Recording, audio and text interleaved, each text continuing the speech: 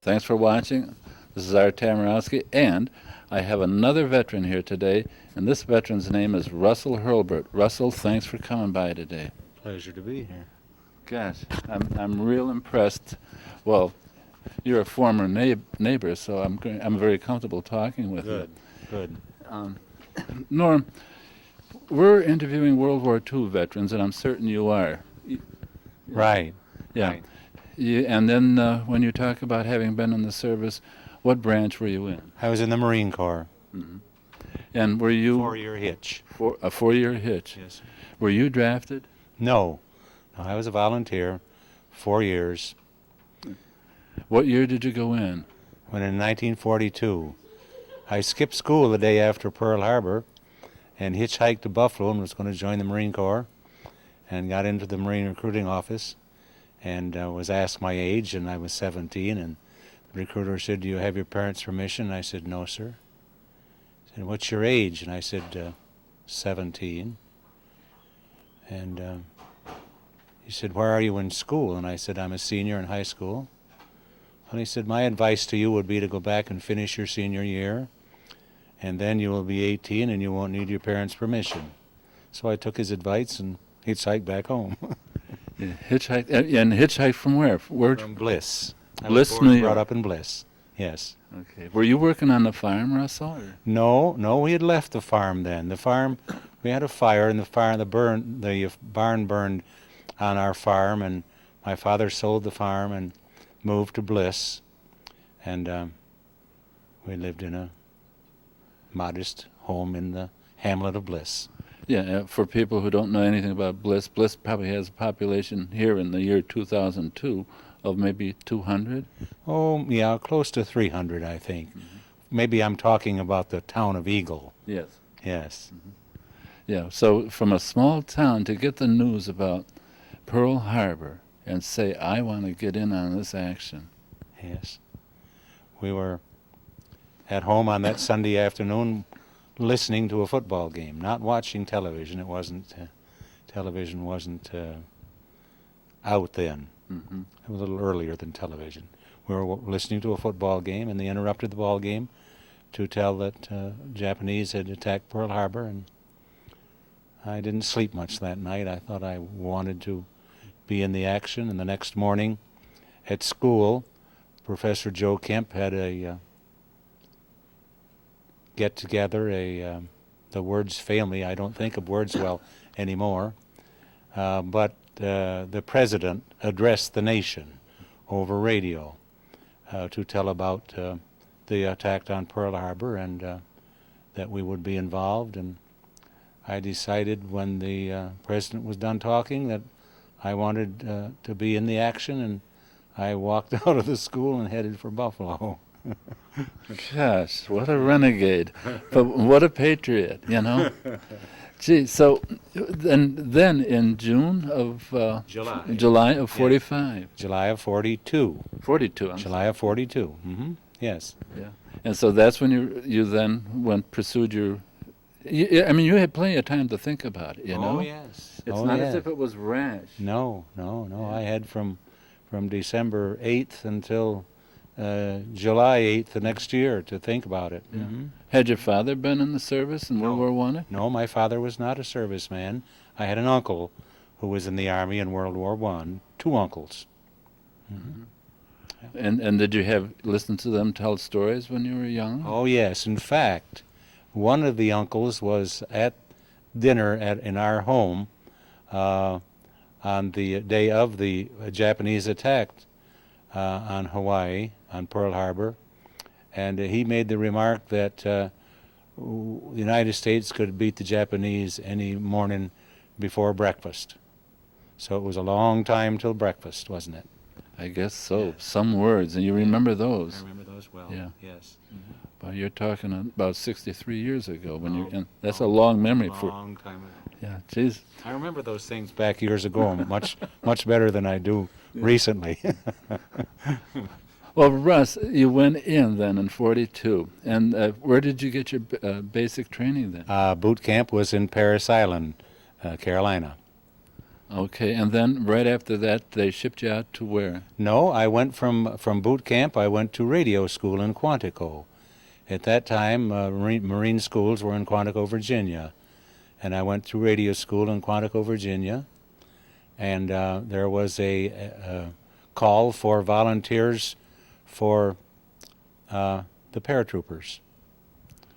And you volunteered I for? volunteered for the paratroopers, yes. Mm-hmm. That was pretty early for paratrooping. Yes, and it was always a very small contingent of paratroopers in the Marine Corps.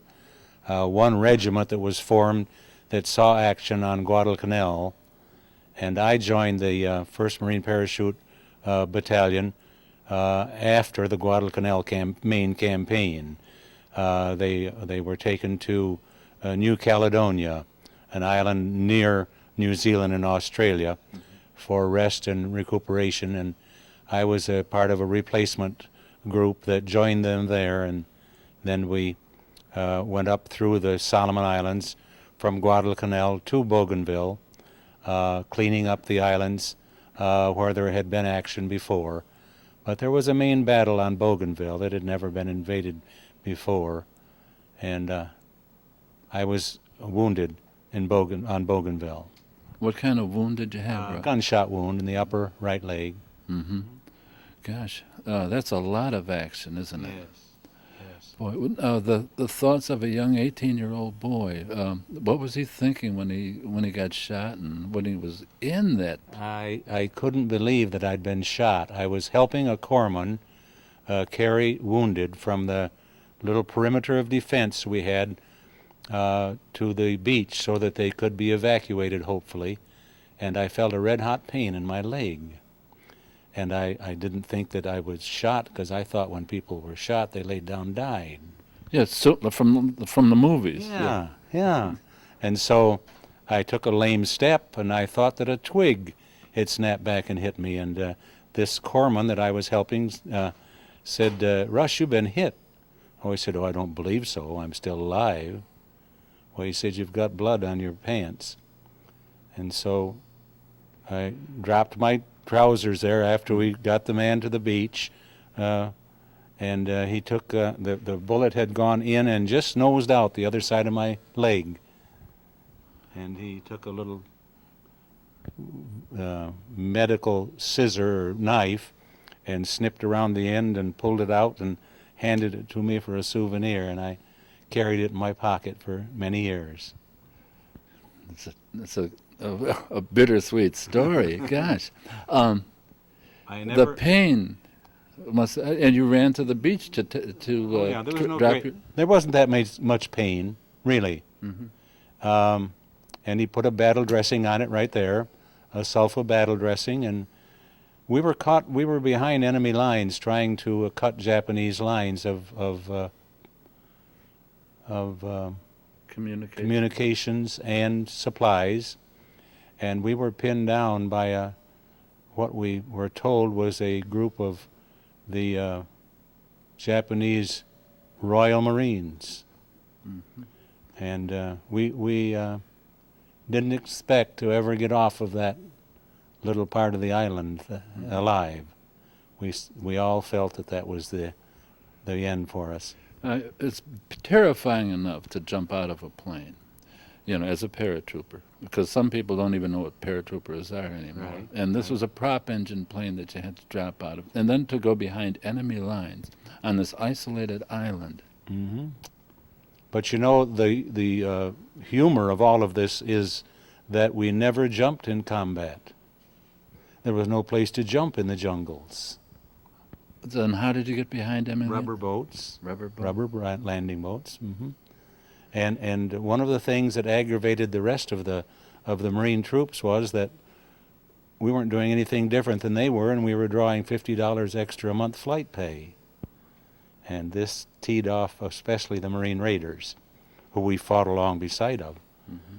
And so after the Bougainville campaign, the Navy Department, which the Marine Corps is under, the Marine Corps is the main branch of the U.S. Navy, Oh, really? Oh, yes. The Marine Corps is under the U.S. Navy Department. I should know that, but Yeah. it slips by. There was a decision that they had to make whether they would take the small Marine contingent and attach us to an Army paratrooper outfit and send us to Europe, or break up the Marine paratroopers. And so the Navy Department decided to break up the Marine paratroopers and use us for the seasoned troops to build the 5th Marine Division around to spearhead the Iwo Jima campaign. And of course you were involved in the Iwo Jima campaign. Yes, sir. Wow. Mm-hmm.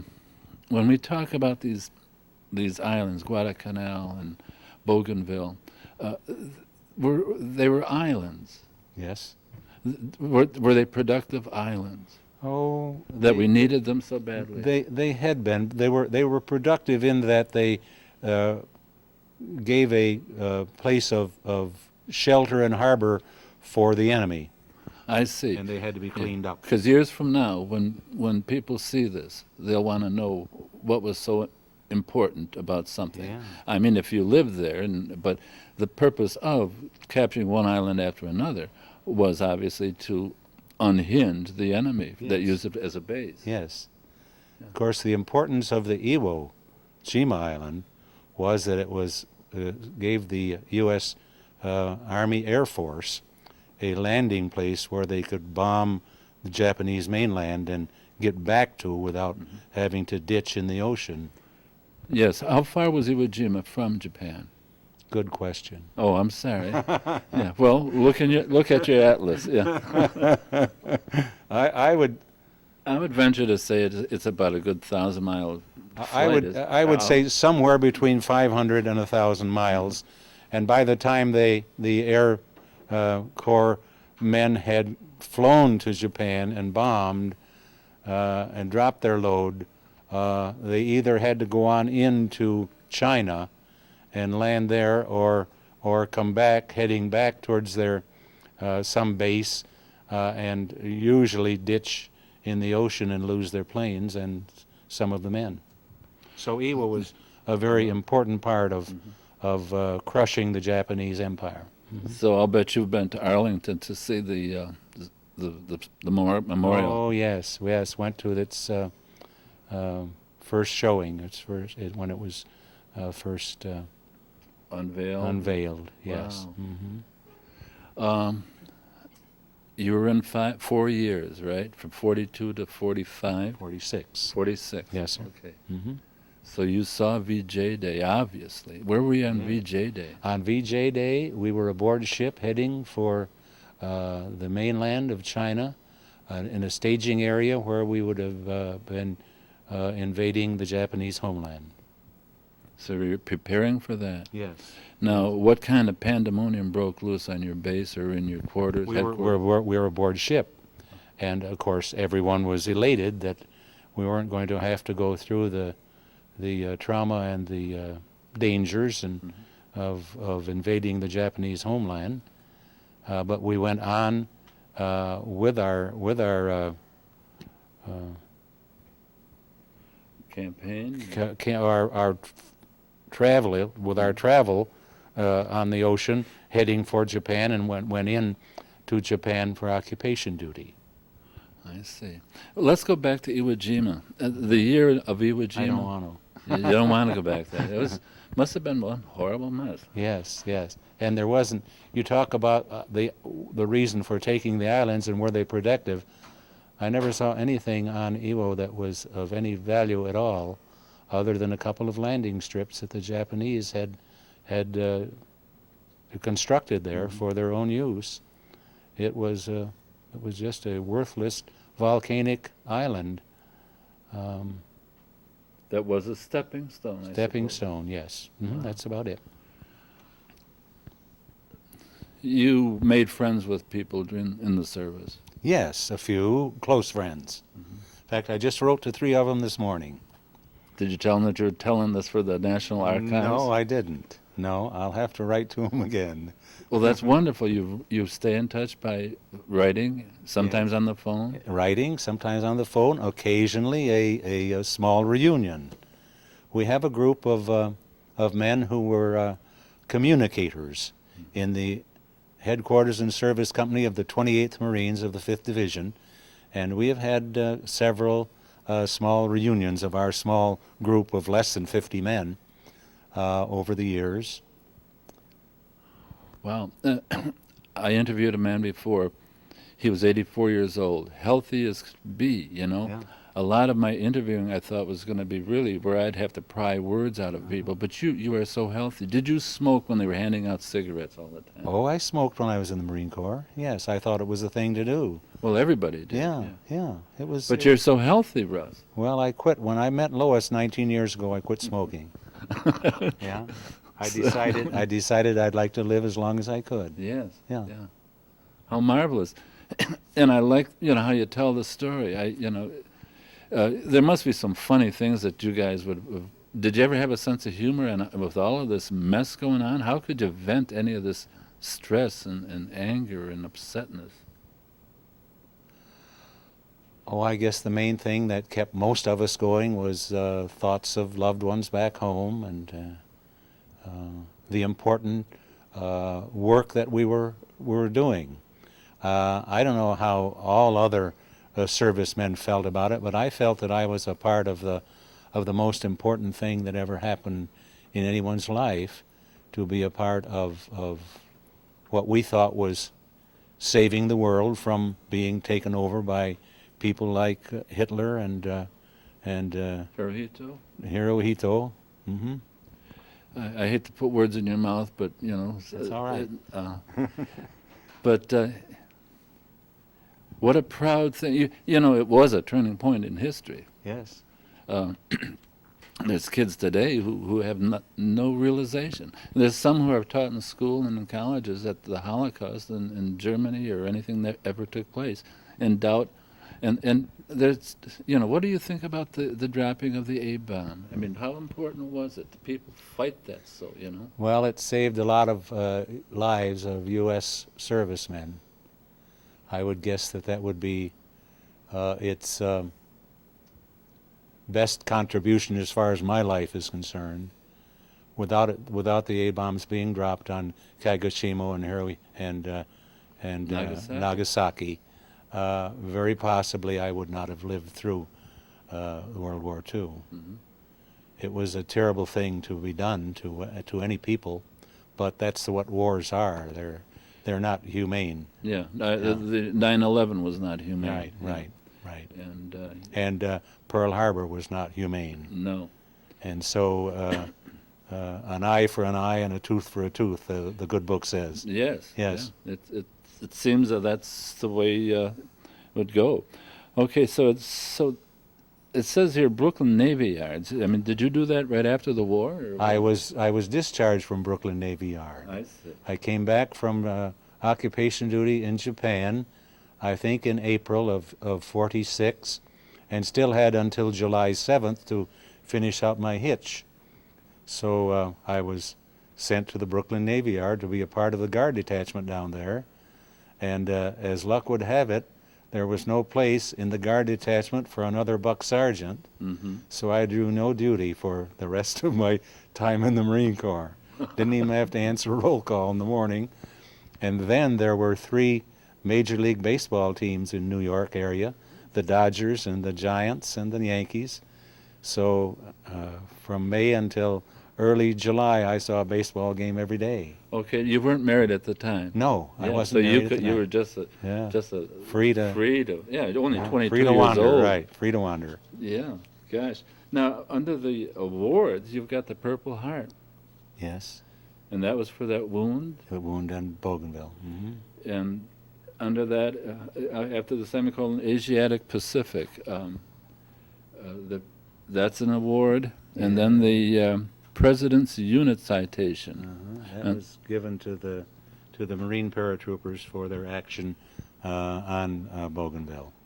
And the World War II Victory Award. I think everybody received that. These awards are just something to decorate men's chests and put in a award cabinet at home, to show off. Most military men have a lot of them, and some of them are meaningful. Okay, and the Good Conduct Award. Oh, yes. That's important that a Marine would receive a Good Conduct Award. Yeah, I've seen a lot of movies, you know. Yeah, right.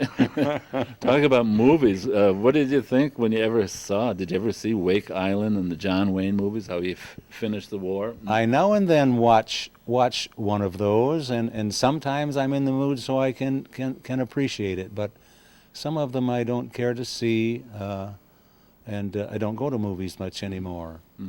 There are some of these recent movies that they've dug out of history books that are gruesome and troublesome, and I just leave them alone.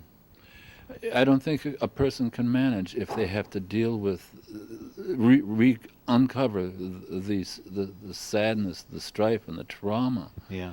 I mean, you undoubtedly saw a lot of your buddies, die at young ages. Saw a lot of men die. Some of them, yes, good close friends. Yeah, I mean, we have someone die in our sphere here in the villages once a month or once every 6 months, and everybody goes into grieving. Yeah. But you don't have a chance to grieve when No three, time to grieve. No. Yeah, you have to stop grieving and protect your life. Right. Very important. Yeah. This goes to the Library of Congress. 100 years from now, 22nd century, they're going to see this. This is going to be preserved. Young people today, I'm proud to know that some young people are still enlisting and going to this, And they were talking about how Vietnam War was such a frightful conflict of support, whereas World War II had a lot of support back home. Yes, we had the support of our home people, and that was important, very important. You had the support, and then a friend of mine and a couple others have agreed that it wasn't so much the American strategy, it was a great deal of our tenacity to win, but we were awfully lucky. Do you think we were lucky at all? I mean, were things got snafu'd and so on? Or? I'm sure that there's a certain amount of luck in winning military battles, but strategy is very important, and the built-in determination of the man carrying the rifle is as important as the strategy of some general. It's a very broad spectrum of looking at it, Russ. That's good. Did you ever see anybody develop a bad attitude, walk out of the service with horrible bad attitudes? Oh yes, oh yes. I was personally related through marriage to a couple of fellows that were just absolutely bitter about the whole thing, having to serve and where they were sent and the outcome of what they went through, and that's a sad thing to have people give a portion of their young lives and be so out of patience and understanding of why they were there and what they were to do. I'm glad this is being said, and I'm glad you're saying these things. And I mean, they're valiant warriors and patriots, as you were, 18 years old. He waited 6 months and then he shot into the service. And going back to that 18-year-old, was he shocked when he got into action for the first time? What was it like? Yeah, it was a bit shocking. Did you say, what did I do? Did I know what I was doing? No, I guess I never thought that. I always was of the opinion that this is what I was meant to do at that particular time, and that I wanted to do it the best way I knew how and get it over with. Okay. Yeah, let's have it over with. Yeah. Well, for generations to come, I says, is there any advice that you can give to young people out there in centuries ahead that might find, well, just to talk a propeller engine airplane, talk about jumping out of an airplane, talk about going behind enemy lines. Look at this war in Afghanistan and how different this is from what you so guys... different now, yes.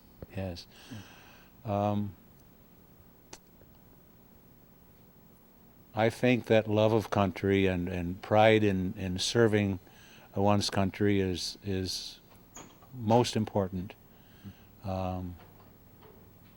And there are no heroes that are still alive. Most of them were dead. Mm-hmm. Yeah, we felt that way anyhow. Those of us who were lucky enough to come home to loved ones in our home country, we were just felt that we were the fortunate ones, and the heroes who were left on battlefields and the islands scattered throughout the Pacific and in Europe. I had no connection with the European part of World War II, but there were some terribly important battles that were carried on there, and so many lives that were given to win. Mm-hmm. This freedom. Yes, freedom is important and dear, and those that are willing to give even of themselves to help others have that freedom, I think they're important men. I feel that I was a part of something important. Part of history. Yes. The turning point in the generations to come. Yeah. I'm not sure how many wars are ever really won. One of the things that impressed me in later years, I made a trip to Hawaii, and I hadn't been there since I was there in Marine uniform in training. And one of the things that I was impressed with was that perhaps we didn't win the war at all. Hawaii seems to be occupied by the Japanese. It does, yeah. Yeah, I'm looking at demographics, and it's 25% Japanese, 25% other Asians, 25% mixed Hawaiians, and 25 or 4% Caucasian. Yeah. Yeah, it's kind of interesting. And Russ, I want to really thank you so much for offering your time, your memories, your experiences. And you live in Warsaw right now, and Yes, you're sir. healthy, and Yeah, I'm so thankful for that. yeah. Thankful. I had a strong religious faith instilled in me from my mother and father that carried me through all of the experience in the war. And without that, I would have been a different person, I'm sure. Yeah, in a foxhole, there's some crying and shaking and nervous tension, and I guess just to be able to pray and to believe in your prayers must be. Oh, it's what carries you through. Yeah. Yeah. Mm-hmm. Those who didn't have it spent some miserable times in battle. Mm-hmm. Mm-hmm. Yeah. Well, thank you so very much, Russ. All right. It's been an excellent pleasure, I'll tell you. Thank you.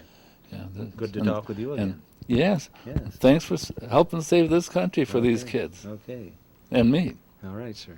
Okay, thanks. I'm proud that I could do it. Good.